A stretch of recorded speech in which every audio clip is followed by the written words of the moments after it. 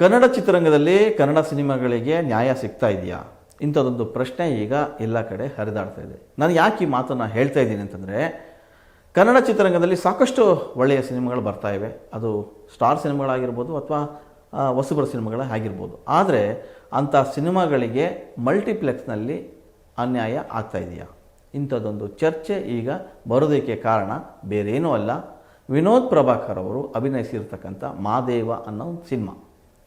ಮಾದೇವ ಸಾಕಷ್ಟು ಒಳ್ಳೆಯ ವಿಮರ್ಶೆಗಳನ್ನು ಪಡ್ಕೊಂಡಂಥ ಸಿನಿಮಾ. ಅಷ್ಟೇ ಅಲ್ಲ, ಕಳೆದ 23 ವರ್ಷಗಳಿಂದ ವಿನೋದ್ ಪ್ರಭಾಕರ್ ಅವರು ಸಿನಿಮಾ ರಂಗದಲ್ಲಿ ಇದ್ದಾರೆ. ಹಲವಾರು ಸಿನಿಮಾಗಳನ್ನು ಮಾಡ್ಕೊಂಡು ಬಂದಿದ್ದಾರೆ. ಆದರೆ ಅಷ್ಟೂ ಸಿನಿಮಾಗಳನ್ನು ಪಕ್ಕಕ್ಕಿಟ್ಟರೆ, ಮಾದೇವ ಸಿನಿಮಾಗಳನ್ನು ಒಂದು ಕಡೆ ಇಟ್ಟರೆ, ಸೊ ಮಾದೇವ ಸಿನಿಮಾನೇ ಆ ಎಲ್ಲ ಸಿನಿಮಾಗಳಿಗಿಂತ ವಿಭಿನ್ನವಾಗಿ ಕಾಣುತ್ತೆ. ಈ ಮಾತನ್ನು ಸ್ವತಃ ವಿನೋದ್ ಪ್ರಭಾಕರ್ ಹೇಳ್ತಾರೆ. ಆದರೆ ಇವತ್ತಿನ ಪರಿಸ್ಥಿತಿ ಏನಂತಂದರೆ, ಕನ್ನಡ ಚಿತ್ರರಂಗದಲ್ಲಿ ಕನ್ನಡ ಸಿನಿಮಾವನ್ನು ಉಳಿಸ್ಕೊಳ್ಳೋದಕ್ಕೆ ಹೋರಾಟ ನಡೆಸಬೇಕಾದಂಥ ಪರಿಸ್ಥಿತಿ ಸಿನಿಮಾ ರಂಗದವರಿಗೆ ಬಂದಿದೆ, ನಿಜ. ಸೊ ಬಹಳಷ್ಟು ಸಿನಿಮಾಗಳು ಮಲ್ಟಿಪ್ಲೆಕ್ಸ್ ಮತ್ತು ಪಿ ವಿ ಆರ್ನಲ್ಲಿ ಇಂಥದ್ದೊಂದು ಸಮಸ್ಯೆನ ಎದುರಿಸ್ತಾ ಇದೆ. ಬರೀ ಮಾದೇವ ಸಿನಿಮಾ ಅಷ್ಟೇ ಅಲ್ಲ, ಇದುವರೆಗೆ ಬಂದಂಥ ಕನ್ನಡದ ಅನೇಕ ಹೊಸಬರ ಸಿನಿಮಾಗಳು ಇರ್ಬೋದು ಅಥವಾ ಒಂದಷ್ಟು ಸ್ಟಾರ್ ನಟರ ಸಿನಿಮಾಗಳು ಇರ್ಬೋದು, ಇದೇ ಸಮಸ್ಯೆನ ಎದುರಿಸ್ತಾ ಇದೆ. ಯಾಕೆ ಈ ಧೋರಣೆ ಅನ್ನೋದಾದರೆ, ಬಹಳಷ್ಟು ಭಾಷೆಯ ಸಿನಿಮಾಗಳು ಕನ್ನಡ ಚಿತ್ರರಂಗದಲ್ಲಿ ರಿಲೀಸ್ ಆಗ್ತಾಯಿದೆ.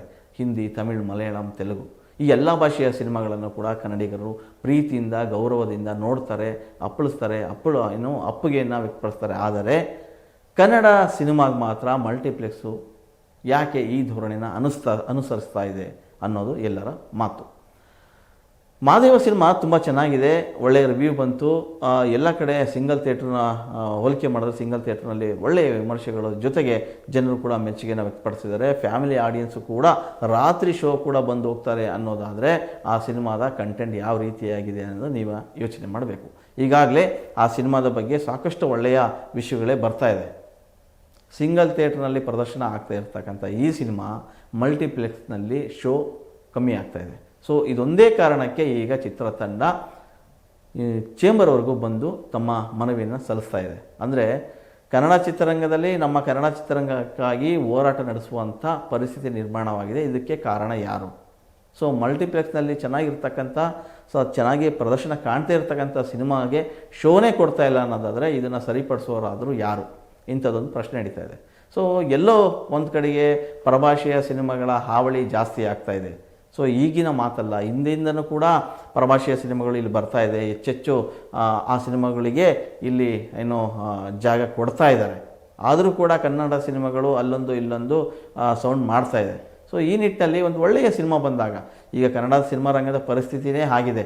ಸೊ ಎಲ್ಲೋ ಒಂದು ಕಡೆಗೆ ಇಂಡಸ್ಟ್ರಿ ಡಲ್ ಆಯಿತು, ಇಂಡಸ್ಟ್ರಿಯ ಸಿನಿಮಾಗಳು ಯಾವೂ ಕೂಡ ಸರಿ ಬರ್ತಾ ಇಲ್ಲ, ಒಳ್ಳೆಯ ಕಥೆ ಇಲ್ಲ ಅಂತ ಅನ್ನೋ ಮಧ್ಯೆ ಮಾದೇವ ಅಂತ ಅನ್ನೋ ಒಂದು ಒಳ್ಳೆಯ ಕಂಟೆಂಟ್ ಇರ್ತಕ್ಕಂಥ ಸಿನಿಮಾ ಬಂದಾಗ ಅದನ್ನು ಉಳಿಸಿ ಬೆಳೆಸಿ ಅದನ್ನು ಒಂದು ದಡ ಸೇರಿಸಬೇಕಾದಂಥ ಕರ್ತವ್ಯ ಇಡೀ ಇಂಡಸ್ಟ್ರಿಯ ಕೈಲಿರುತ್ತೆ. ಅಥವಾ ಇಂಡಸ್ಟ್ರಿಯನ್ನು ಏನು ಅಪ್ಪನ ಸ್ಥಾನದಲ್ಲೇ ಕುಳಿತಿದೆ ಕನ್ನಡ ಚಿತ್ರ ವಾಣಿಜ್ಯ ಮಂಡಳಿ. ಸೊ ಕರ್ನಾಟಕ ಚಿತ್ರ ವಾಣಿಜ್ಯ ಮಂಡಳಿ ಇಂಥದ್ದೊಂದು ಕೆಲಸವನ್ನು ಮಾಡಬೇಕು. ಆದರೆ ಕನ್ನಡ ಚಲನಚಿತ್ರ ವಾಣಿಜ್ಯ ಮಂಡಳಿ ಯಾವುದೇ ಕಾರಣಕ್ಕೂ ಇಂಥದ್ದೊಂದು ಸಮಸ್ಯೆ ಬಂದಾಗ ಮಾತುಗಳ ಮೂಲಕ ಪರಿಹಾರನ ಕೊಡುತ್ತೆ ವಿನಃ ಹೋಗಿ ಖುದ್ದಾಗಿ ನಿಂತು ಅಲ್ಲಿ ಏನು ಸಮಸ್ಯೆ ಆಗಿದೆ ಅದಕ್ಕೆ ಸಮಸ್ಯೆಗೆ ಪರಿಹಾರ ಏನು ಅನ್ನೋ ಕಂಡುಕೊಳ್ಳುವಂಥ ಒಂದು ಸಣ್ಣ ಕೆಲಸಕ್ಕೂ ಕೂಡ ಹೋಗಿಲ್ಲ. ಇಂಥದ್ದೊಂದು ಆರೋಪ ಕನ್ನಡ ಇಂಡಸ್ಟ್ರಿಯಲ್ಲಿ ಈಗ ಬರ್ತಾ ಇದೆ.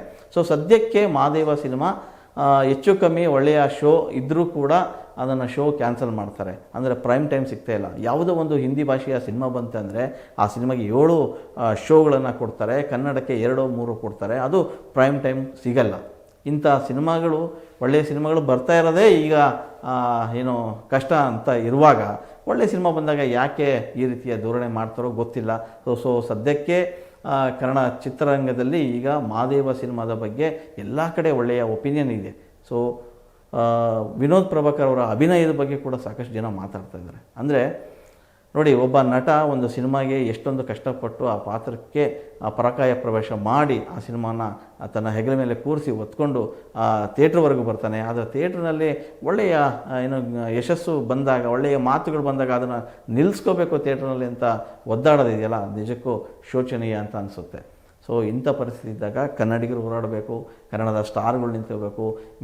ಏನು ಚಿತ್ರ ನಿರ್ಮಾಪಕರ ಸಂಘ, ನಿರ್ದೇಶಕರ ಸಂಘ, ಜೊತೆಗೆ ವಾಣಿಜ್ಯ ಮಂಡಳಿ ಇವರೆಲ್ಲ ಕೂಡ ನಿಂತಾಗಿ ಮಲ್ಟಿಪ್ಲೆಕ್ಸ್ ಮಾಡ್ತಾ ಇರ್ತಕ್ಕಂಥ ಧೋರಣೆ ವಿರುದ್ಧ ಸೆಡ್ ಹೊಡಿಬೇಕು ಅಥವಾ ಸರ್ಕಾರದ ಗಮನಕ್ಕೂ ಕೂಡ ತರಬೇಕು. ಇದು ಬರೀ ಮಾತಲ್ಲೇ ಆಗ್ತಾಯಿದೆ. ಸೊ ಇಂತಹ ಒಂದು ಒಳ್ಳೆಯ ಸಿನಿಮಾಗಳಿಗೆ ಸೊ ಮಲ್ಟಿಪ್ಲೆಕ್ಸ್ನಲ್ಲಿ ಅನ್ಯಾಯ ಆಗ್ತಾಯಿದೆ ಅಂತ ಅಂದಾಗ ಎಲ್ಲರೂ ಟೊಂಕ ಕಟ್ಟಿ ನಿಲ್ಲಬೇಕು. ಅದು ಆಗ್ತಾಯಿಲ್ಲ. ಸೊ ಎಲ್ಲೋ ಕಡೆ ಕನ್ನಡ ಚಿತ್ರರಂಗದಲ್ಲಿ ಒಳ್ಳೆಯ ಸಿನಿಮಾ ಬರ್ತಾ ಇಲ್ಲ, ಪರಭಾಷೆಯ ಸಿನಿಮಾಗಳಲ್ಲಿ ಒಳ್ಳೆಯ ಕಂಟೆಂಟ್ ಸಿನಿಮಾಗಳು ಬರ್ತಾವೆ ಅಂತ ಹೇಳ್ತಾರೆ.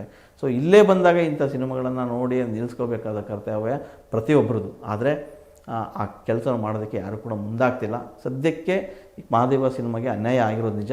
ಇಡೀ ಚಿತ್ರತಂಡ ವಾಣಿಜ್ಯ ಮಂಡಳಿಗೆ ಹೋಗಿರೋದು ಕೂಡ ಸತ್ಯ. ಆದರೆ ವಾಣಿಜ್ಯ ಮಂಡಳಿ ಬರೀ ಮುಖತಃ ಏನೋ ಕ್ಯಾಮ್ರಾ ಮುಂದೆ ಹೇಳೋದಷ್ಟೇ ಅಲ್ಲ, ಅಲ್ಲೇನಾಗಿದೆ ಅಂತ ಹೋಗಿ ಆ ಪಿ ವಿ ಆರು ಅಥವಾ ಮಲ್ಟಿಪ್ಲೆಕ್ಸ್ನ ಮುಖಂಡರನ್ನು ಕರೆತು ಹೇಳಬೇಕು. ಅಷ್ಟೇ ಅಲ್ಲ, ಇಡೀ ಸಿನಿಮಾ ರಂಗವನ್ನು ಒಗ್ಗಟ್ಟಾಗಿ ಕರ್ಕೊಂಡೋಗಿ ಸರ್ಕಾರದ ಗಮನಕ್ಕೂ ತರಬೇಕು. ಸರ್ಕಾರದ ಮೂಲಕ ಪರಿಹಾರವನ್ನು ಕಂಡುಕೊಳ್ಳೋದಕ್ಕೆ ಸಾಕಷ್ಟು ಸಾಧ್ಯತೆ ಇದೆ. ಸೊ ಮೊದಲಾಗಿ ಮುಂದೆ ಈ ಥರದ ಅನೇಕ ಸಮಸ್ಯೆಗಳು ಕೂಡ ಎದುರಾಗ್ಬೋದು. ಇಂಥ ಸಮಸ್ಯೆ ಎದುರಾಗದ ರೀತಿ ನಡ್ಕೊಳ್ಬೇಕಾದಂಥ ಜವಾಬ್ದಾರಿ ವಾಣಿಜ್ಯ ಮಂಡಳಿ ಮೇಲಿದೆ. ಸೊ ಸದ್ಯಕ್ಕೆ ಮಹಾದೇವ ಸಿಂಗಲ್ ಥಿಯೇಟ್ರ್ನಲ್ಲಿ ಸಾಕಷ್ಟು ಒಳ್ಳೆಯ ಪ್ರತಿಕ್ರಿಯೆಯನ್ನು ಪಡೆದುಕೊಳ್ತಾ ಇದೆ.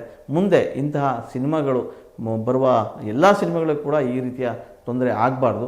ಆಗದೇ ರೀತಿಯ ಎಚ್ಚೆತ್ತು ವಹಿಸಿಕೊಳ್ಳುವಂಥ ಜವಾಬ್ದಾರಿಯನ್ನು ವಾಣಿಜ್ಯ ಮಂಡಳಿ ಮಾಡಬೇಕು.